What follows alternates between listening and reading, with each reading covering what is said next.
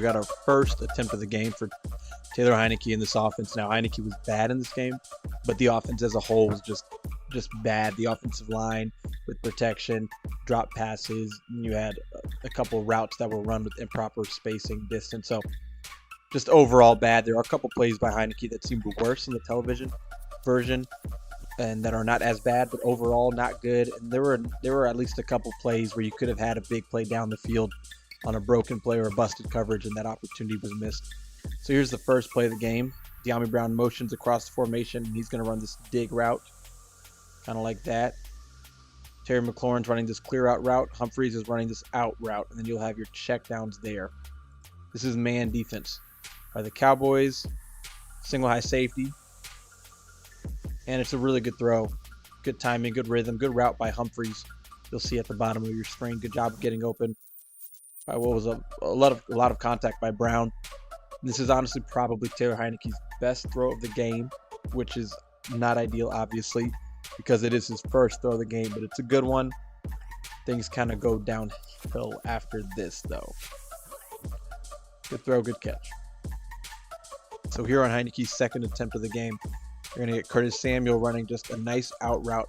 Runs a good route. Terry McLaurin just running a crossing route across the field. Both of them are open. You got some pressure. Heinicke throws this ball to Curtis Samuel and just misses him. First of all, it's a good route by Curtis Samuel. It looks like Samuel is starting to move well. He kind of just runs it in and then makes a hard break out like that. And it's a good cut. See it right here. A little bit rounded, but this ball should be going somewhere around here, keeping Samuel in that straight line and allowing him to catch and then turn up field and get more yards. Catch the ball right around here, turn up field, and you're getting to the 45, the 40, maybe more.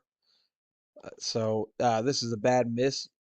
You can see it from the end zone angle that Heinicke doesn't really step into this throw, and he has room to step into it. He kind of throws it, not exactly falling away, but not following through on the throw. Well, what I need to see for him, especially that drop and then take more of a hitch forward. But you see how his body's kind of backwards. He's not forward. He's backwards here at the end of this throw, and so he misses it. He doesn't have the natural arm strength to consistently make a throw like this without having good mechanics. On top of that, watch Terry McLaurin here, top of your screen, matched up against Trayvon Diggs, and that over route is there if you want it. Heinicke made a fine decision, but this throw is there. I'm not sure that this is a throw Taylor Heinicke can make, though. You got to put this thing right somewhere over there. Put this thing something like that, right in between this safety and the cornerback. It's a throw that can be made, but the main issue is missing Curtis Samuel here. And once I saw this throw, I thought we may be in for a long day. All right, here we've got a shot play. Just a couple of stop and goes. Stutter and go. And then over the middle with Humphreys and check down with Seals Jones. Looks like cover 4 for the Cowboys. Washington runs this play maybe every game. Not quite every game, but it's a shot play for them. But they just never seem to get the right coverage, or they just don't have guys who can run these routes really well. Terry McLaurin, for as good as he is, the one thing I will say he needs to improve on is his double moves. This ball goes to Dyami Brown. Now, of course, Brown stumbles coming out of the stutter and go. It would have been a contested ball. Anthony Brown is 10 yards off the ball. He doesn't bite hard on the fake. And, I mean, he's so far off the ball that he's able to just get right back on top of it. I doubt this is complete either way. You know, Heinicke is here. He's pumping.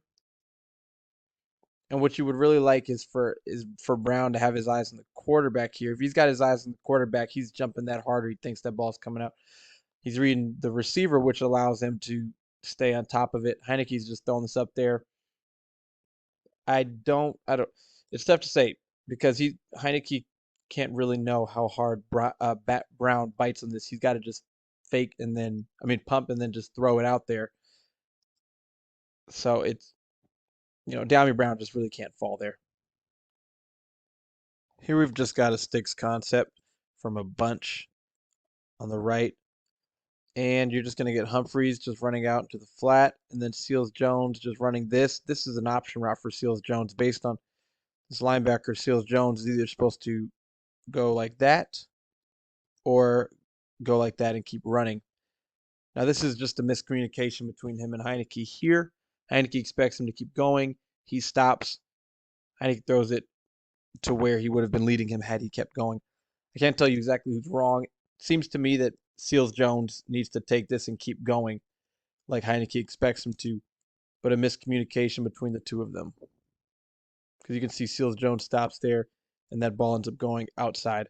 That should have been a completion. That's a miscommunication there. Now, this first interception is really not on Taylor Heinicke. I mean, it's a screen play. He's throwing the ball to his receiver on the screen, which, I mean, look at that. You've got three guys coming to block here, and then all this green grass. So this is third and long. At the least, I think it's a third down conversion. I think it's possible that it's a touchdown if the blocking is done right, but instead it's an interception. Cowboys get the ball at the 40-yard line. Charles Leno just doesn't do a good enough job on the cut block here. Your left tackle, Randy Gregory, it's a good player, athletic player. I need Charles Leno to get a better cut block here. Gregory's able to stay on his feet, and that's why he's able to tip that ball away. Again, the offensive line just not really playing well, not making the plays they need to make in certain situations, led to 2 turnovers, led to touchdowns. Make that cut block, get his feet from under him. Instead, he stays on his feet. If he's just not able to stand up at this point, then that ball is not getting tipped to himself. So that's frustrating. Now watching this play is going to hurt. It's going to hurt to watch this. It's going to be painful. Terry McLaurin running this right here and then back out. Dyami Brown running the deep post. You're going to have John Bates on a late release over the middle and then check down, check down. Man defense again by the Cowboys. Taylor Heinicke is looking for Terry McLaurin, who is well covered here by Trayvon Diggs. That's good coverage there. They had their battles. Terry did well against him in man coverage. This one, Trayvon Diggs wins. So what needs to happen is he needs to get off of Terry McLaurin and get this ball to John Bates. That's just got to happen. The protection holds up well on this play. He's got time. This ball needs to go to Bates, and I'll show you from the end zone angle. It's looking Terry, okay, get your eyes down and just make this throw. It's easy, man. It's an easy throw right there to John Bates. Now, that's not the part that hurts. I'll show you the part that hurts here, okay? Let's go back to the beginning of this play. Again, remember we've got Dyami Brown in this post route, single high safety. Play action. We're looking for Terry McLaurin. It's not there. We don't get to Bates. Protection holds up. And they give you a clean lane to step up into. Not run through, but to step up into. Keep your eyes downfield. And what do you see? Dyami Brown just wide open. Now there's a safety back here, so he's maybe available to make a tackle on this play, but Dyami Brown is just as open as you can be. Look at that. I mean, Heinicke can make that throw. Talk about his arm strength, but he can make this throw, get this ball somewhere over here to Dyami Brown, and this is maybe a touchdown. That one really, really hurts. You've got to be able to keep your eyes downfield here. And I talked about this either not the last game, the game before that, I think the Seahawks game. You've got to, as a quarterback, Taylor Heinicke, you got to be able to go off schedule, but not just look to run immediately. He does it sometimes, but other times he just takes off too quickly. Keep your eyes downfield. See what's happening down here. That's a big play waiting to happen. That's a huge spark for this team, for this offense. Instead, you get a 3-yard gain on the scramble. That should have been a big play. At the least, it should have been a completion to John Bates. At least it should have been Terry, not there, covered. Bates, stayed on it too long. Get the ball to Bates. But again, the protection holds up well on this play. So here you can just step up, keep your eyes downfield. That one hurts to watch. Here on third down, you're gonna get Humphreys to motion in tight, and then stack up with Bates, motion in, stack release, and then run this up the sideline. This is a good throw to me from Heinicke with pressure in his face. Unfortunately, Humphreys can't bring it in. Maybe let him a little too far outside. Maybe I think this is a pass that could be caught by certain receivers in the NFL. But I don't hate the decision. You can still kind of see that he is. I think this is a catch that could be made. Humphreys just can't get that left foot in bounds. I think this is a good throw. Unfortunately, his receiver can't make his play for him there. He's staying. His eyes are staying with Humphreys. He makes a good throw. You come back over the middle, and here suddenly you've got Terry McLaurin, who's won and is wide open over the middle. But he's made his decision, and I think he makes what is a good throw. Here we've just got a slant route, Terry McLaurin to Diggs. Terry McLaurin versus Diggs. I actually think it's not a great slant route from McLaurin. He tends to run these pretty well. It's good coverage by Diggs, but I don't think it's the best slant route by McLaurin. He doesn't do a great job of getting upfield and then being able to push Diggs in his back pedal upfield and then take that hard step inside on the slant. He kind of just goes straight into it somewhat, and I just don't think it's a very good slant route there. And it's not a good ball here by Heinicke put on Terry McLaurin's back shoulder. You see that ball is high, it's fine. It needs to be here where Terry McLaurin can maybe still catch it. All right, this is the 4th and 3 sack fumble. Very frustrating play because there was a big play opportunity here that was missed, and I'll show you why. Curtis Samuel crossing route, Ricky Seals-Jones crossing mesh. You got Gibson on the slant, and you're gonna have Curtis Samuel wide open for what should be a big gain. I'll show you. First thing I want to point out is just this right here.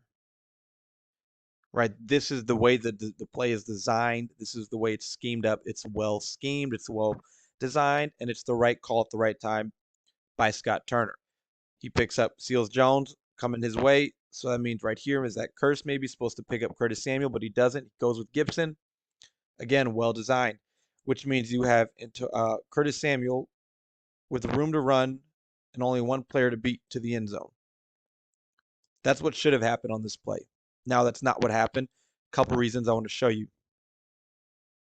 First of all, Ricky Seals-Jones and Curtis Samuel right here running into each other is not supposed to happen. One of them is supposed to run at one depth. The other is supposed to run at another. That's not supposed to happen. I talked about this being an issue along with the quarterback problems, along with the protection problems and the drops and the fumbles, is this right here. This was the main thing, in my opinion, that affected this play. This threw off the timing. I'm going to show you exactly when Taylor Heinicke is supposed to be throwing this ball. He's taking a 5-step drop. It looks deep, but he takes exactly the drop he's supposed to take. 1, 2, 3, 4, 5. And Curtis Samuel is supposed to be right around here somewhere, and he's supposed to be, that ball should be thrown, and Curtis Samuel should be catching it. Heinicke's probably going to take a hit from Micah Parsons, but the ball is out, and Curtis Samuel is running. That doesn't happen because Seals-Jones, Curtis Samuel run into each other. Now, the other thing is Micah Parsons, right? I mean, that's a good player. Now he's going up against your all-pro right guard. Sheriff does do enough based on the design of the play. Again, here are these two. Does do enough based on the design of the play to give Heinicke time. But is it too much to ask for your all-pro right guard to get a better block than that? Because the margin for error is small. Now, again, Heinicke should be able to throw that ball, and once he can't, he's got to be able to create or, step up in the pocket. I'm not sure that stepping up here would have made a big enough difference. I think Micah Parsons just had the angle on him because of the 5-step drop, which again, I firmly believe was the drop he was supposed to take, but I don't know that stepping up would have made a difference. He starts fading kind of left and backwards because he can't throw the ball and because Parsons is in his face. And like I said, I don't necessarily think that stepping up would have stopped him from getting sacked. Maybe I could be wrong. That's just my opinion. But I would, again, like I said, Sheriff did enough based on the design of the play, but that doesn't mean he couldn't have blocked Parsons better. You could have blocked him so that he didn't get to Heinicke. Heinicke had another half second, which if he had another half second, based on these guys messing up, Heinicke's able to get that ball if it's just Lawrence instead of Parsons. So, there's blame to go all around. Seals Jones and Samuel are not supposed to run into each other. I'd like if Brandon Sheriff could hold that block for just a bit longer there. Block him past the quarterback, but past the quarterback fully, not to the quarterback. Because again, right here, this is where you say he could step up. He steps up, he's going up a yard or so. I think Parsons is still getting him. And that's just my opinion. And then Heinicke, this doesn't happen. I mean, I just need to see something. So I think all three position groups, or all four of the three, tight end, wide receiver, offensive line, and quarterback, work together, which led to this sack fumble happening. Here's another concept from Washington. You're going to get two post routes. These are clearing the way for this crossing route from Seals Jones or this crossing route for Bates. It looks good until the Cowboys rotate into cover two, what I believe is cover two post snap. Diggs, instead of bailing with McLaurin like he would in three, staying underneath of him. Cover two, maybe cover six. Anyway, his responsibility is to stay underneath on this side of the field. And so this crosser starts coming over right to him. So there's maybe a window here to make this throw to Seals Jones, maybe. But it's pretty well, this play overall is pretty well defended by the Cowboys, right? Your check down's not there. Your other check down's not really there. That's not, those are clear outs. Those are not there. And then this one, not so sure about Heinicke making that throw. So for me, what do we do at this point? The play breaks down. We know Heinicke has escapability. We know he can extend the play. Well, again, he can extend the play with his legs, but I need to see those plays happening downfield when he extends the play. He steps up in the pocket here. All right, well, now the play is dead. Well, look at Terry McLaurin. Look at, I believe that's Antonio Gibson. If you keep your eyes up downfield, you see that these opportunities start to exist once things go off schedule. Instead, it's very nearly another interception. Play, okay, all right. Yep, you got pressure. You don't want the check down. Yeah, good thing you didn't throw that check down. Keep your eyes up. Keep your eyes up here. Keep your eyes up here. Make this throw to McLaurin or make this throw to Gibson. You've got a big gain. And again, that's what I talk about when I say we need to see that next level. It's one thing to be able to escape, but it's another thing to be able to create big plays once you escape and the play is broken down. Good thing he didn't throw that check down, but stand tall here, right here. Stand tall and make a throw. Keep your eyes downfield. Instead, scrambles, nearly intercepted.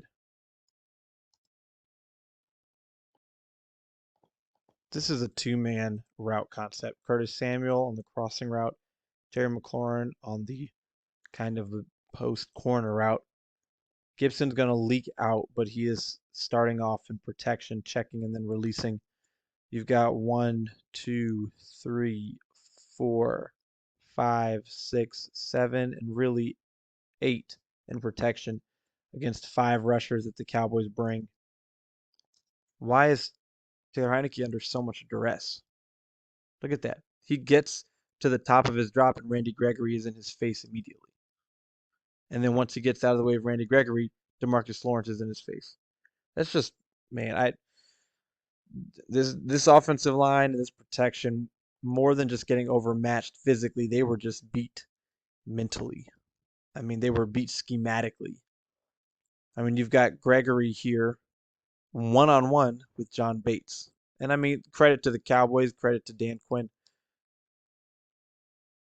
There's no one's being passed off. John Bates can't block him inside. He's not being passed off. No one's passing anybody off.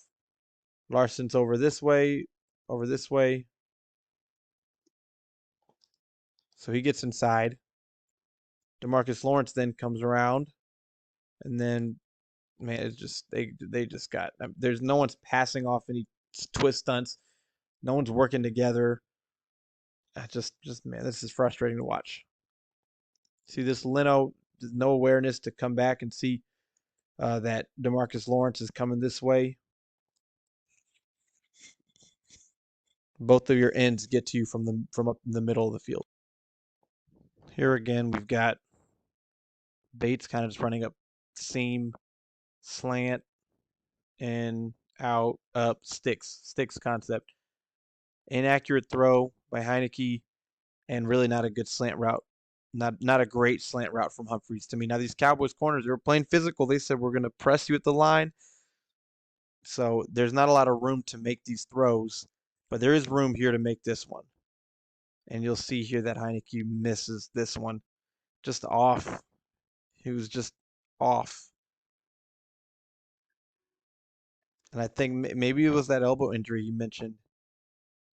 You're missing that right there. I mean, yeah, you see he's all over Humphrey, so maybe it's not complete either way. I don't think it's a great route, but you missed the throw still, so we'll never know if you could have caught it. Now this play is when things really start to go off the rails here, some for Taylor Heinicke. He's trying to get this ball into to DeAndre Carter, I believe. It says Terry McLaurin, but I really believe that he's throwing this ball to DeAndre Carter, trying to get him right as he clears middle linebacker Micah Parsons. So right here, right as he clears Parsons facing this way, Carter's going this way. So let's hit Carter over here. Now this is a throw that, I mean, he throws it with touch, and it's just like you cannot. This is not at all the throw for that. Not at all. You would have to zip this ball. I mean, really rip this ball. Rip this ball in here so that Carter can catch it underneath of Diggs, and he just lofts it up there. Again, I think that injury. I know Heinicke doesn't have great arm strength. I know he's more of a touch thrower, but I think that injury had to have played some factor because it's weird to even see this ball thrown like that. And Heinicke hasn't been making throws like that. I mean, you've got to rip this ball in there, and he lost it up there. Maybe he just misreads the coverage, doesn't expect Diggs to be underneath it. Maybe he thinks that Carter's just going to be able to run. I don't know. It's just terrible. I would love for him to, if he can't rip that ball in there, then just get off of it and hit Gibson here. Hit your check down. That's a terrible decision. Now, just a small note here. You're going to see Randy Gregory. He's going to jump off sides here. Off sides, snap the ball. This ball should not be going to Gibson in the flat.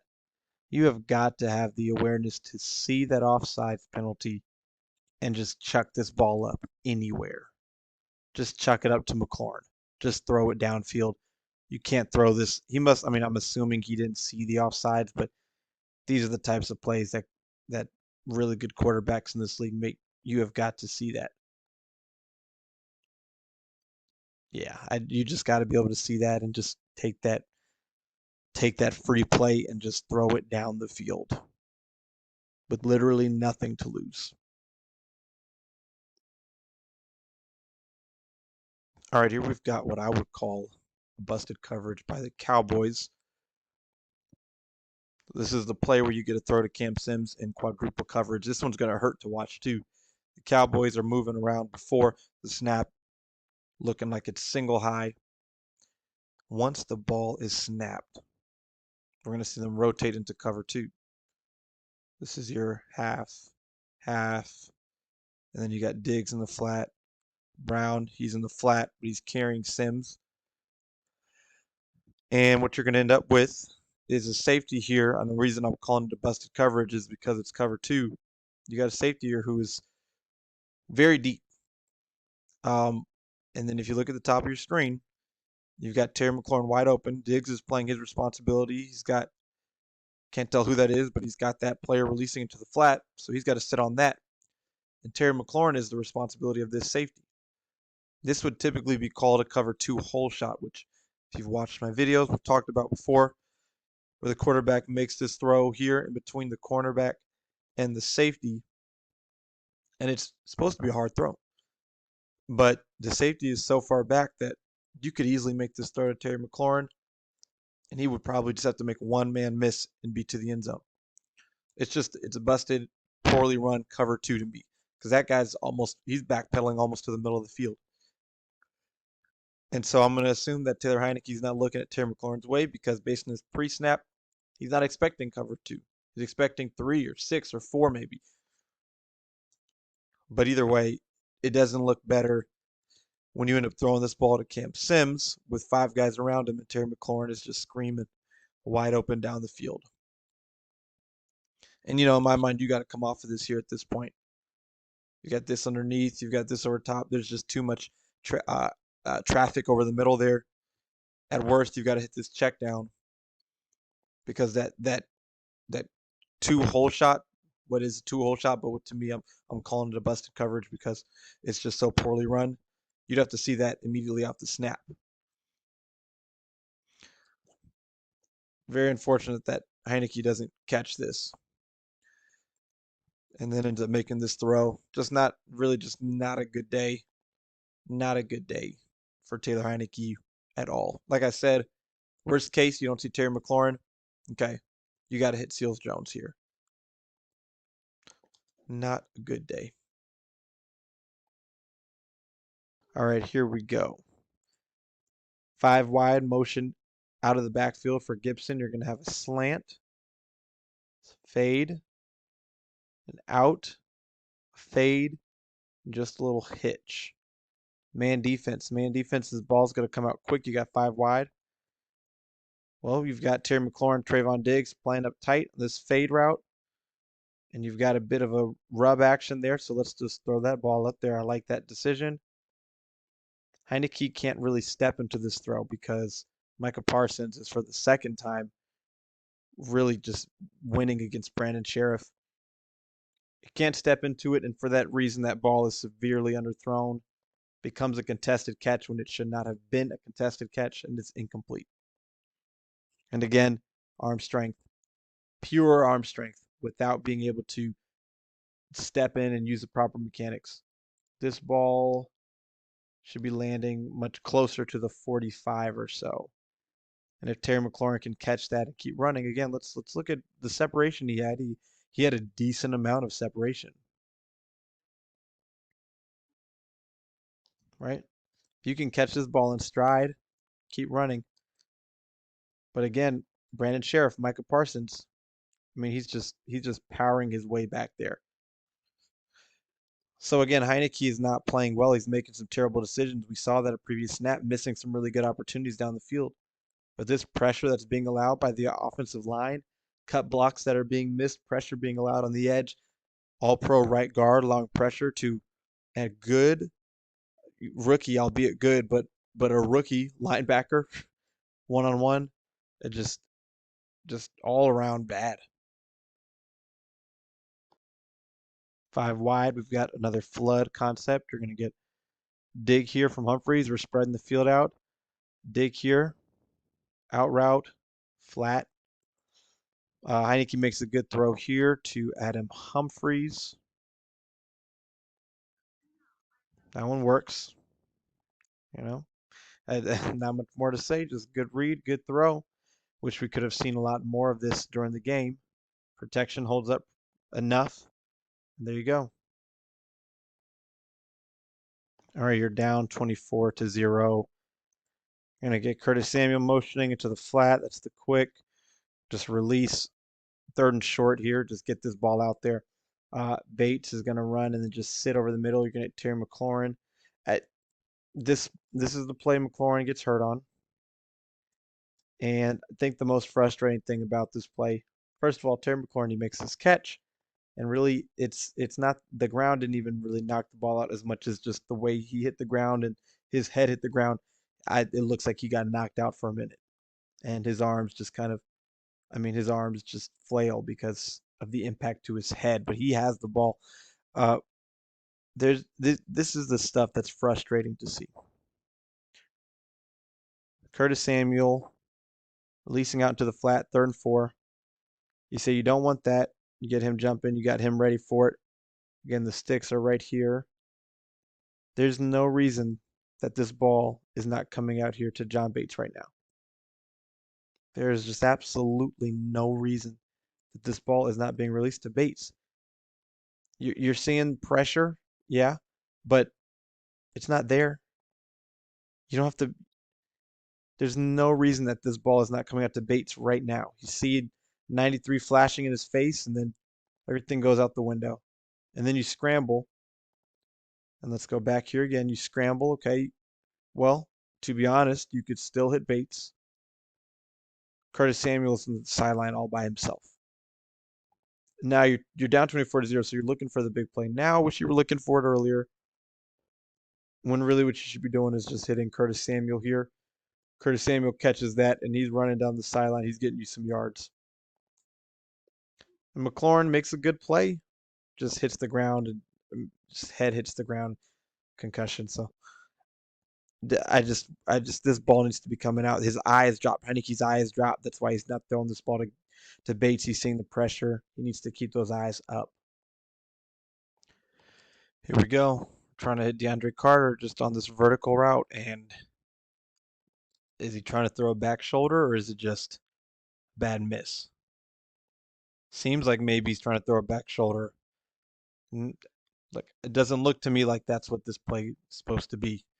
Carter wins over the top. If it is supposed to be back shoulder, it's too far back shoulder. Carter doesn't have a chance at it. If it is supposed to be over the top, well, it's thrown like a back shoulder. So either way, it's inaccurate.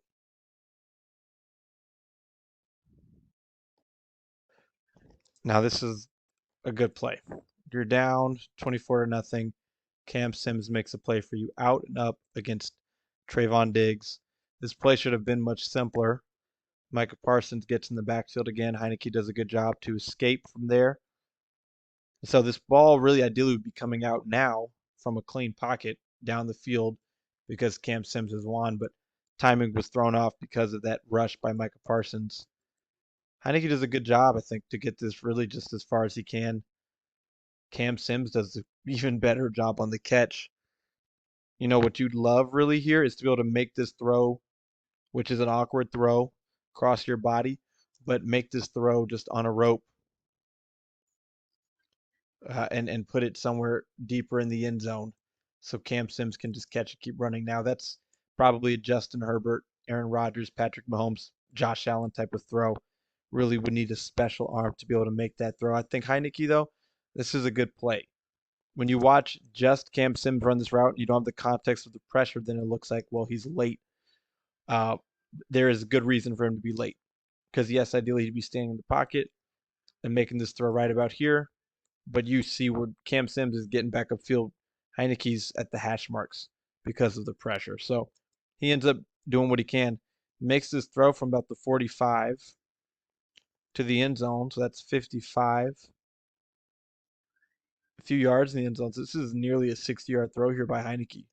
So we talk about arm strength. I mean, he can get that ball down the field and, can really lean into it. But the zip is not there, obviously. Gets his ball about 60 yards down the field. Fantastic catch. Just fantastic catch. Now this is an unfortunate play where both Tyler Larsen and Taylor Heinicke get hurt. You're just looking for one of these out routes, just levels, and you want to make one of these throws, but Tyler Larsen is just getting completely walked back. And then sack, injuries. Frustrating. Just a very dominant performance by this Dallas defensive line that just all got entirely healthy against the Washington line with the backup right tackle, with the backup third string center.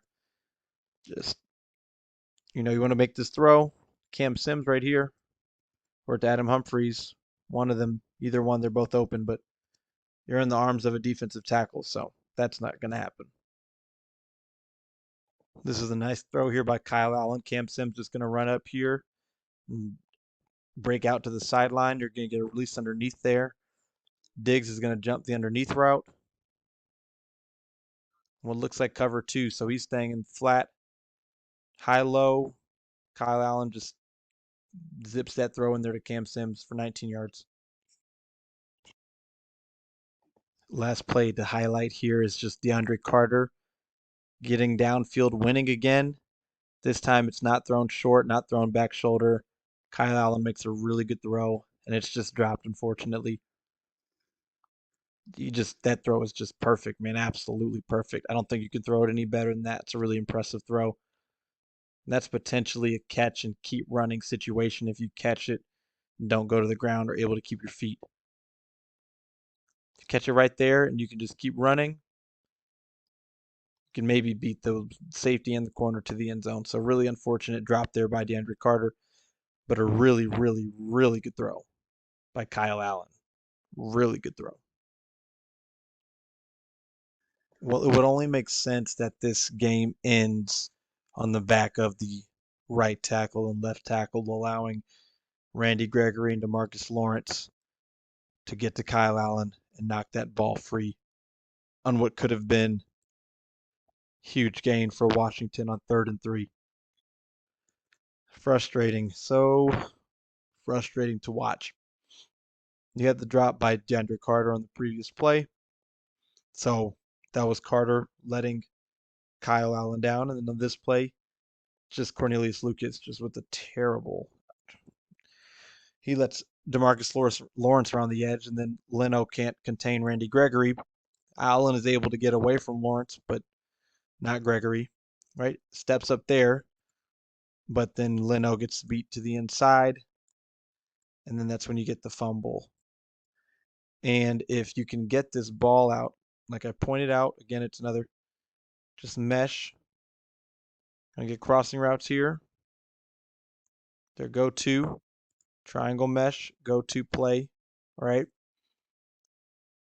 If Kyle Allen is allowed to escape here, I think that may be Lewis, I'm not positive, but running up to him. Then you've got Humphreys here, open, room to run, 3rd and 3, plenty of time. Offensive line let you down, wide receivers let you down, just all around, just the offense. The quarterbacks had their struggles, but if they would have gotten some help from the line, from the receivers, this would have been a different game. But the offense, just as a whole, they just crumbled, and the offensive line more than anything is the reason why Washington lost this game against the Cowboys.